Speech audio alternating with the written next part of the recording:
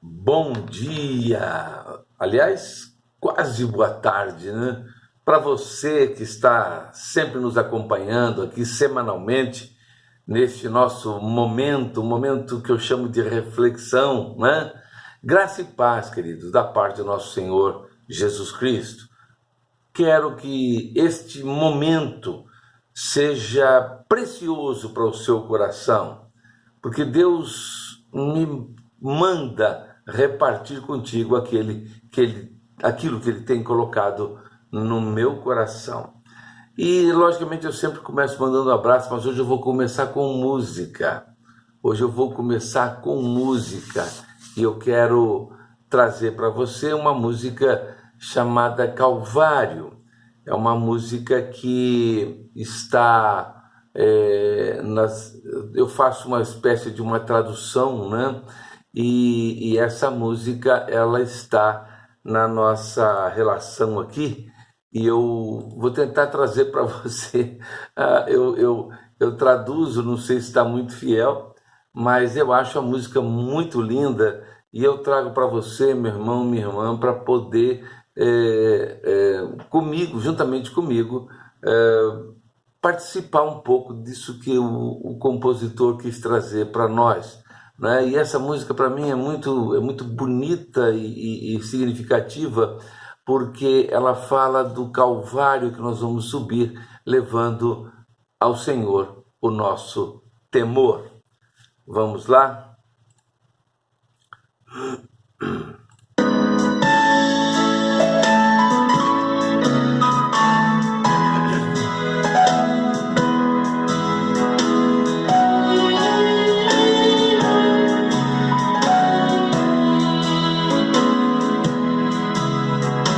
Dor e mágoa em meu coração,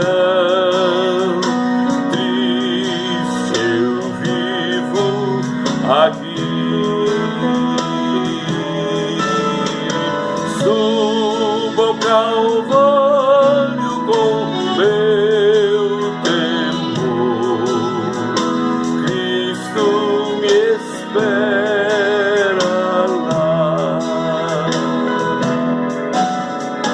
Subo ao Calvário com meu temor, Calvário, Calvário, subo ao Calvário com meu temor, Jesus me espera lá. Ponho meu anseio em Jesus, lanço tudo em suas mãos. Subo ao Calvário com meu temor, Cristo me espera lá. Subo ao Calvário com meu temor, Calvário, Calvário, subo ao Calvário com meu temor, Jesus me espera lá. Ao Senhor que a tudo vê, presto meu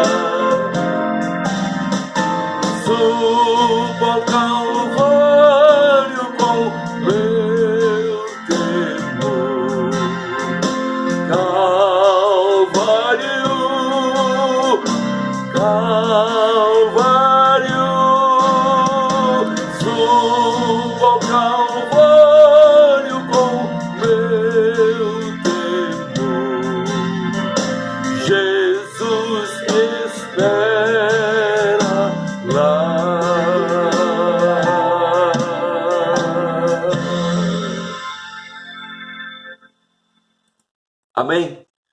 Que Jesus espera-nos lá no Calvário.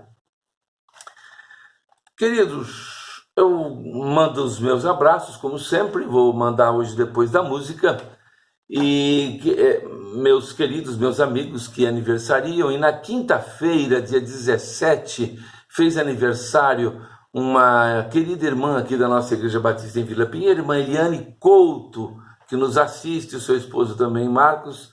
Na sexta-feira, dia 18, fez aniversário meu querido pastor Cleverson Nicomedes, aqui de Itatiaia. No sábado, 19, fez aniversário o pastor Edson Júnior, lá de Volta Redonda, Igreja Batista em Vila Muri. Hoje faz aniversário meu xará, Heraldo Melo, lá em São Paulo. Litercílio Ribeiro dos Santos Filho, que eu não vejo há muitos anos, desde os nossos bons tempos de Jubesp, ele está lá em Brasília. Também mando um abraço para o Robson Lopes de Almeida. O Robson está em Curitiba. Márcia Melo também faz aniversário hoje. Márcia Melo é minha prima, mora no Rio de Janeiro, e eu mando esse abração para você, Márcia. E durante essa semana farão aniversário no dia 22, a Fernanda Moraes, esposa do meu querido pastor André Moraes, da Igreja Batista Memorial, aqui em Resende. No dia 23, faz aniversário Isolina Bernardes de Oliveira. Isolina é membro da nossa Igreja Batista em Vila Pinheiro. Dia 24 faz aniversário Mariane Silva, lá de Porto Real. Estivemos juntos agora no Promis, sábado passado, aqui na Igreja Batista em Vila Pinheiro, Itatiaia. Faz também no dia 24 a Eduarda Oliveira. Eduarda Oliveira é a Duda, mãe do Samuel, aqui da nossa Igreja Batista em Vila Pinheiro. A todos os aniversariantes, aqueles que já aniversariaram, os que aniversariam hoje e os que vão aniversariar durante a semana, o meu grande abraço, que Deus abençoe a todos. É com tristeza que eu me refiro hoje a esse assunto, e até com certa apreensão para esse assunto que eu classifico como a decadência da fé. Porque quando eu olho para o cenário brasileiro, o cenário mundial, o que eu observo é o que eu posso chamar, o que eu chamo de desmoronamento dos valores morais. E isso deságua no que eu chamo também de colapso do relacionamento humano. E, por consequência, surgem os conflitos que nós vemos pelo mundo afora.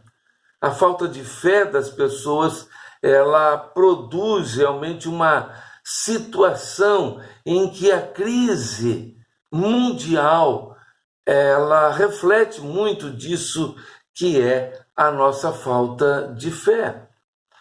E, logicamente, tudo isso é muito importante para todos nós, porque nós somos afetados diretamente pelo que eu chamo de esfriamento da fé. E eu não estou falando aqui da autoconfiança que nasce comigo, nasce com você, mas da fé que nos é presenteada por Deus, dom de Deus. E quando nos falta essa fé, as coisas não podem andar bem. Há uma pergunta que Cristo fez, cuja resposta não foi dada naquela hora, mas que tem sido sentida e respondida agora, quando está chegando a chamada final. Está lá em Lucas 18:8, diz assim, o próprio Jesus: digo-vos que depressa lhes fará justiça, quando porém vier o Filho do Homem, porventura achará fé na terra? Vou repetir. Quando, porém, vier o Filho do Homem, porventura achará fé na terra? É incrível como nós estamos caminhando, e eu diria aceleradamente, para o extermínio da fé. E eu torno a dizer, não é a fé autoconfiança que nos move a partir do nosso nascimento, que nos impulsiona a alcançar os nossos objetivos, as nossas vitórias, e que se um dia viermos a perdê-la, só nos restará possivelmente a depressão, com o suicídio. Só nos restará o vão central da ponte Rio-Niterói, uma bala na cabeça ou qualquer outra atitude tresloucada que nos levará a pôr fim em nossa vida. Mas eu falo da fé que nasce de um relacionamento com Deus e que, na falta da autoconfiança, ela nos segura, ela nos ampara, ela nos conduz a atravessarmos as nossas crises e, ao final delas, sairmos vencedores. Mas essa fé, lamentavelmente, está em extinção. E o reflexo disso está no declínio do cristianismo. E isso se verifica pelo mundo todo. Os números não mentem. E quando examinamos friamente, não é possível chegar a outra conclusão.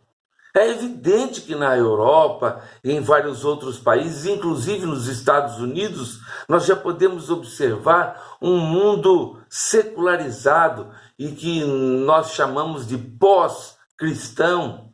Igrejas cristãs de todos os segmentos, elas estão encolhendo. O ceticismo é crescente, a apatia sobre assuntos espirituais cristãos, parece ter atingido uma alta histórica. E eu digo uma coisa muito óbvia: só pode abandonar a fé quem um dia andou nela. Portanto, os números indicam que não é a sociedade, de um modo geral, que está resistindo ao Evangelho, não, mas os próprios crentes, os próprios cristãos é que o estão abandonando. É certo que em alguns lugares, seja no Brasil ou em outra parte do mundo, alguém poderá dizer até que o Evangelho está crescendo, mas infelizmente é difícil concordar. Uma vez que o tipo de evangelho que se propaga nesses lugares é um evangelho, eu diria, fajuto, do tipo evangelho da prosperidade, e alguns chamando até de contemporâneo. Esse evangelho não salva ninguém. Para que alguém chegue ao pleno conhecimento de Cristo, tendo recebido esse tipo de evangelho, será preciso de alguma forma entrar em contato com a genuína palavra de Deus. E o que não é uma tarefa fácil hoje em dia, devido ao número exorbitante de igrejas que nós podemos muito bem chamá-las de genéricas. Uma das ferramentas usadas pelo diabo para esvaziar o cristianismo e, consequentemente, a nossa fé é o fenômeno da igreja moderna, que tenta incorporar à igreja evangélica métodos e filosofias mundanas, seculares.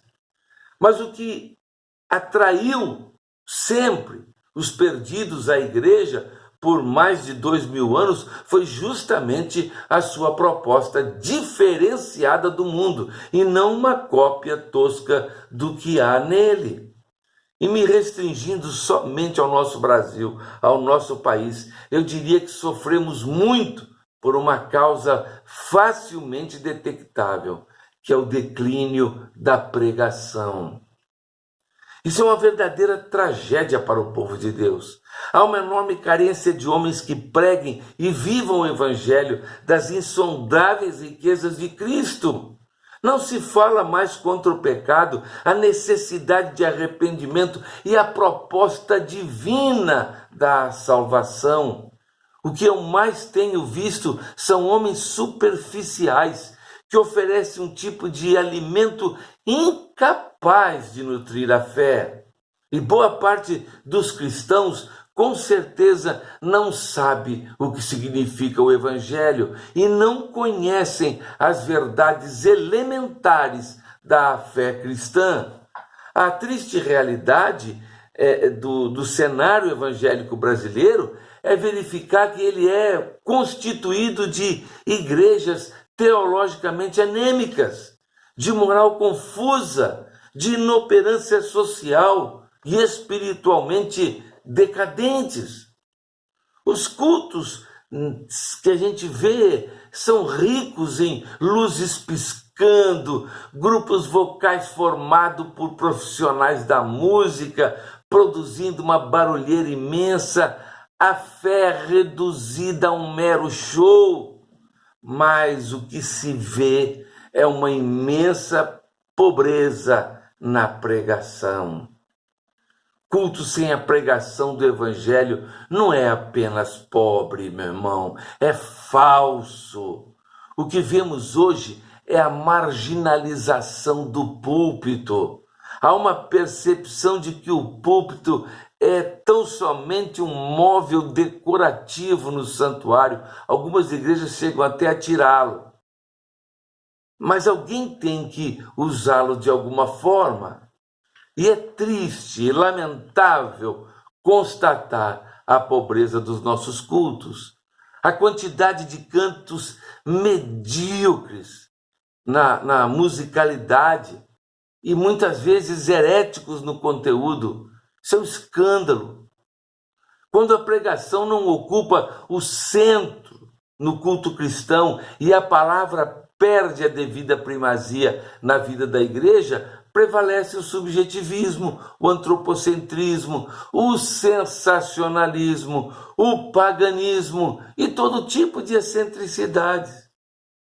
E essas coisas, por sua natureza, elas não glorificam a Deus, elas não edificam a igreja de Jesus Cristo e vão, por consequência, minando a fé daqueles que estão ali. Spurgeon, ele estava certo quando ele afirmou que o mais maligno servo de Satanás que ele conhecia era o ministro infiel do Evangelho. O fracasso da pregação é a causa primária, eu diria, da miséria espiritual da igreja. E sempre que a igreja é transformada em teatro da fé, o púlpito em vitrine de vaidades, o culto em serviço de entretenimento e o pastor em mero animador de auditório, a decadência espiritual é inevitável. E isso reflete diretamente na fé. E eu quero concluir, dizer muito em resumo, que sem pregação bíblica proclamada no poder do Espírito Santo, não há esperança para a igreja brasileira e mundial. É claro que a verdadeira e genuína igreja de Cristo, que é muito menor do que esse mar de igrejas que existem aí atualmente, jamais engolirá o mundo e as suas filosofias. Consequentemente, elas manterá a sua fé até o fim, de forma sólida, sóbria, lúcida e invencível. Que Deus tenha misericórdia de todos nós. Vamos orar? Nosso Deus, amantíssimo Pai, na Tua presença, ó Deus, nós nos colocamos para magnificar o Teu nome, na beleza da Tua santidade, Pai amado, e te agradecer por tantas bênçãos que Tu tens derramado sobre as nossas vidas. Pai amado, a nossa oração esta manhã é pela nossa igreja, a igreja de Jesus Cristo, a igreja do Teu Filho, para que ela continue, ó Deus, pregando um evangelho fiel, verdadeiro, porque este evangelho fiel e verdadeiro jamais permitirá que haja declínio, decadência da nossa fé. Ajuda-nos, Senhor, como pastores, como líderes, a enxergarmos, ó Deus, esta realidade e pregarmos dos nossos púlpitos apenas a genuína palavra Tua, ó Pai.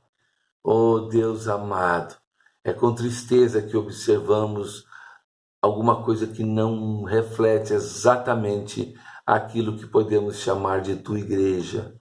Ó Deus amado, que as pessoas possam ali naquele lugar, naqueles lugares, porque não é só um, possam enxergar a realidade de Jesus Cristo. Oh Pai amado, ajuda-nos a que possamos realizar a Tua obra de maneira correta, da maneira como Jesus Cristo colocou para todos nós. Oh Deus, nos perdoa, Senhor, perdoa as nossas humanidades, os nossos pecados. Pai amado, vai nos livrando deste mundo mal, vai acampando os Seus anjos ao nosso redor, Torne a nossa caminhada, ó Deus, sem obstáculos, para que possamos testemunhar positivamente do que Tu tens feito em nossas vidas. Ouve a nossa oração, Senhor, porque a fazemos em o nome de Jesus, o Teu Filho amado. Amém, amém. Que Deus nos abençoe a todos e um bom restante de semana.